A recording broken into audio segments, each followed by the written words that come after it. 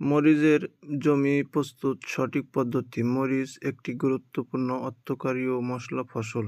ভালো ফলন পেতে হলে মরিচ চাষের জন্য উপযুক্ত জমি নির্বাচন ও সঠিকভাবে জমি প্রস্তুত খুবই জরুরি।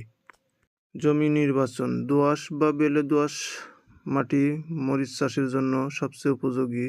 জমি যেন পানি নিষ্কাশন ভালো হয়, মরিচ গাছ জলাবদ্ধ সহ করতে পারে না। সূর্য আলোকপূর্ণ উঁচু বা মাঝারি উঁচু জমি নির্বাচন করা উচিত। জমি চাষ। জমিকে গভীরভাবে ৩-৪ বার চাষ দিয়ে আগাছা ও আগের ফসলের অবশিষ্ট অংশ পরিষ্কার করে নিতে হবে। প্রতিবার চাষ দেওয়ার পরে মই দিয়ে জমি সমান করে নেওয়া উচিত।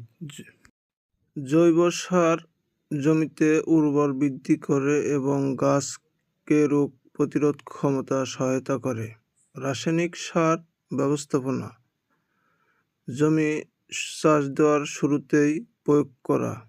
প্রতি শতকে ইউরিয়া ৮০ গ্রাম, টিএসপি ২০০ গ্রাম, এমওপি ১০০ গ্রাম জমি তৈরির সময় মিশিয়ে দেওয়া যায়। বেড তৈরি ও পানি নিষ্কাশনের ব্যবস্থাপনা। ক্ষেতের মাঝে ১.৫ থেকে ২ ফুট চওড়া বেড ও ১ ফুট গভীর নালা তৈরি করে দেওয়া ভালো। এতে অতিরিক্ত পানি সহজেই বেরিয়ে যায় এবং গাছের গোড়া পচা থেকে রক্ষা পায়।